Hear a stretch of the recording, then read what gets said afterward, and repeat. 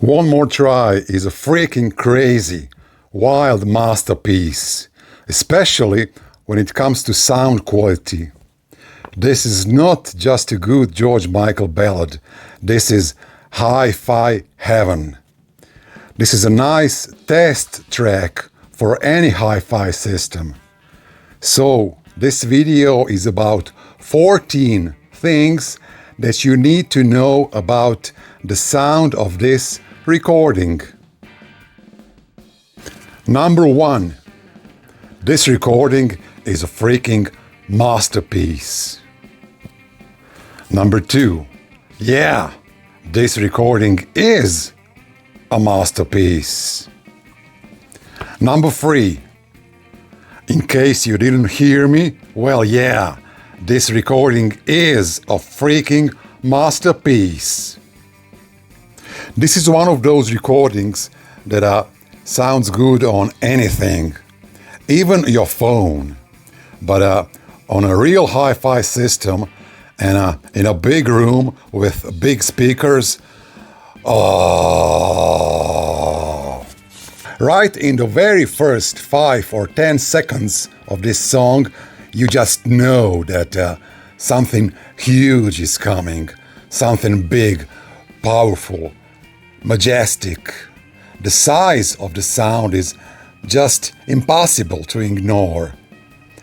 Then at exactly 20 seconds in, the wow show kicks off. The sound is bigger than life, cathedral-like. It's vast. Number 5. This track is a masterclass in minimal production. So, minimal instruments, but so much happening in the sound. This is a massive masterpiece. So, you got just a few key elements. Soft synth pads, electric piano chords, a deep synth bass, delicate drum machine hits, and George's incredible voice. Well, that's basically it.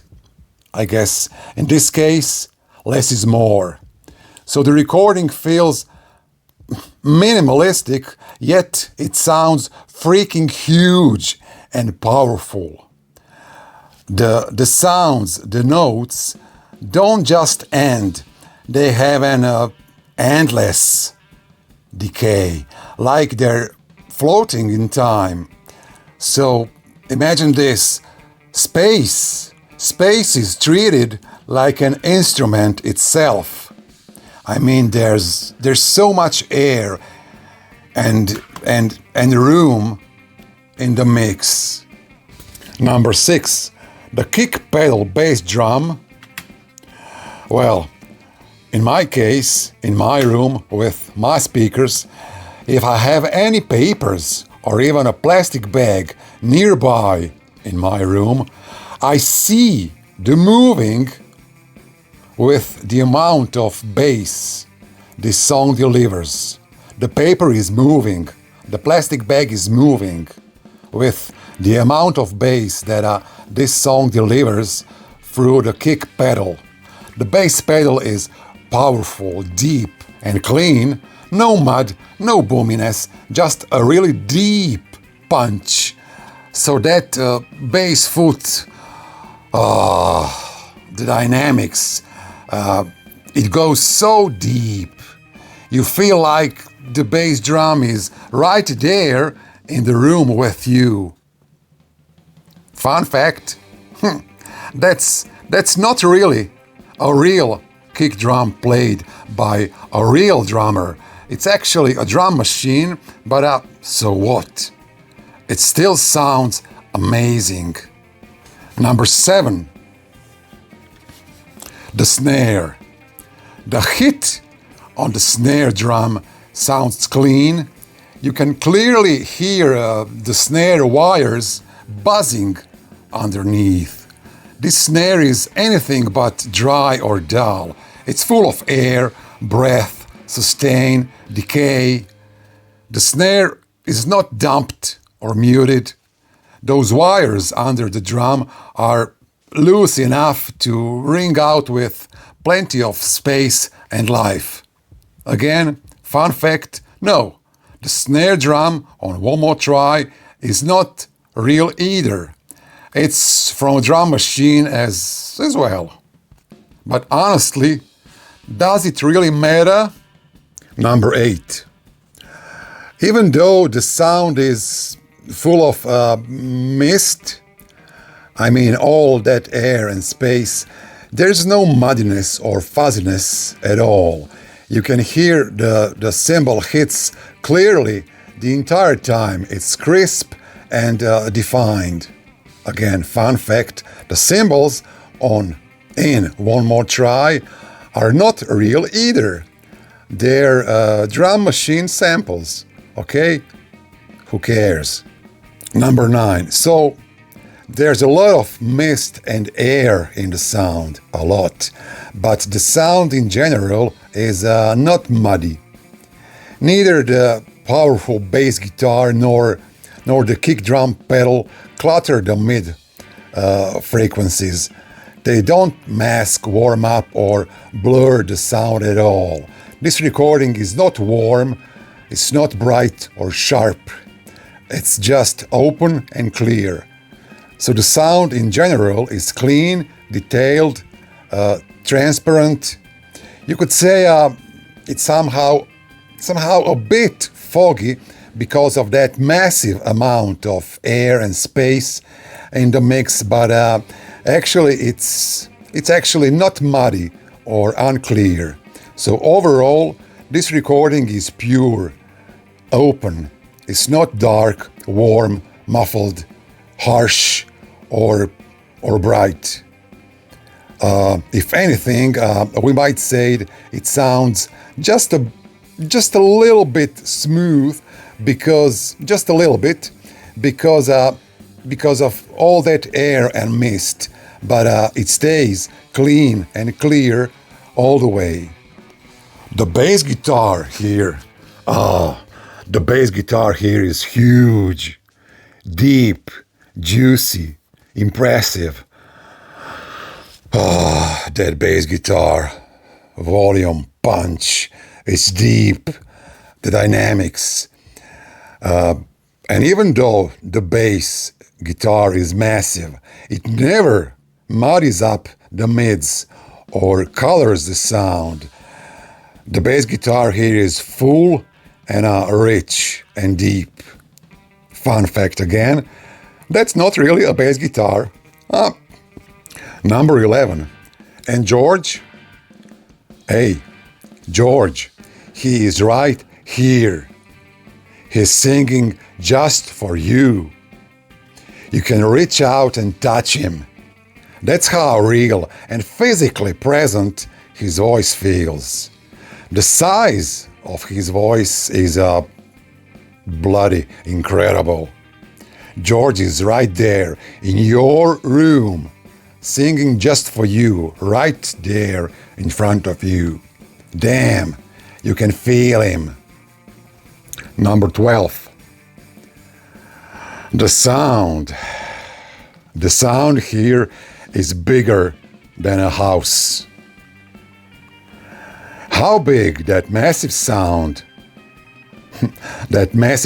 wall feels, I guess depends on two things, the size of your room and the size of your speakers. So this is not just a regular soundstage. This is a huge, enormous sound wall. Seriously. This sound does not just stretch from left to right speakers. It goes from wall to wall. And it fills the space from floor to ceiling. Okay? But again, it all depends on your room size, especially ceiling height and how big your speakers are. Number 13. The dynamics here, totally unleashed. Nothing holding them back. It's alive, huge, concert level sound. Wow. Listen, play it loud. The dynamic range is massive, absolutely breathtaking. Number 14. And George? Yes. George Michael played all the instruments on One More Try. So this track is a one-man performance, one-man masterpiece. George not only wrote, arranged, and produced this song himself, but he also programmed and performed everything using keyboards, drum machines, studio gear. And you know, he actually wrote the whole thing from start to finish. Listen, in 8 hours. Hey, the song was recorded the same day. All right? Okay, that's it. If you enjoyed this video, hit that subscribe button. More good and bad videos coming. Until next time, blah, blah, blah. See you, blah, blah, blah. Hey, I gotcha. We ain't done yet. Don't move. Stay here. Now, just think about this for a second. George Michael wrote, arranged, produced, and played all the instruments on One More Try. All of it.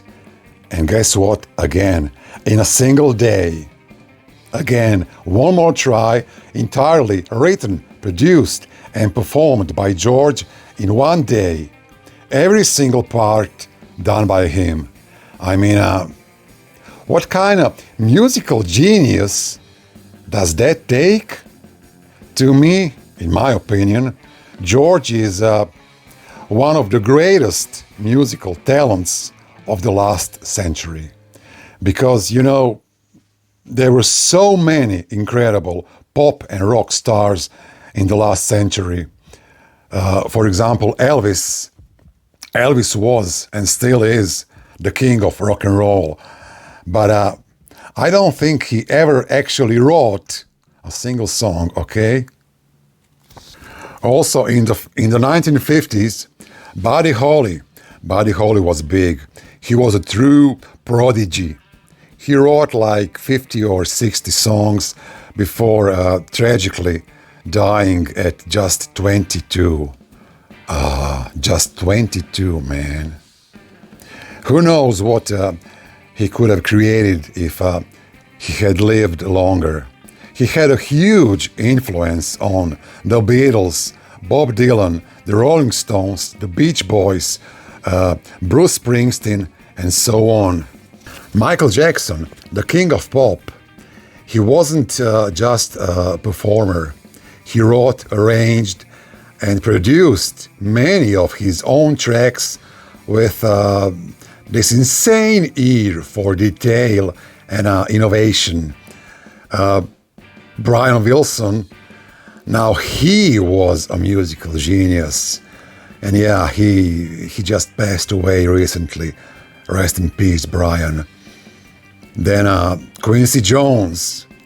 He was one of the most iconic guys in the history of the music business. He shaped the sound of the entire generations. What about Chuck Berry?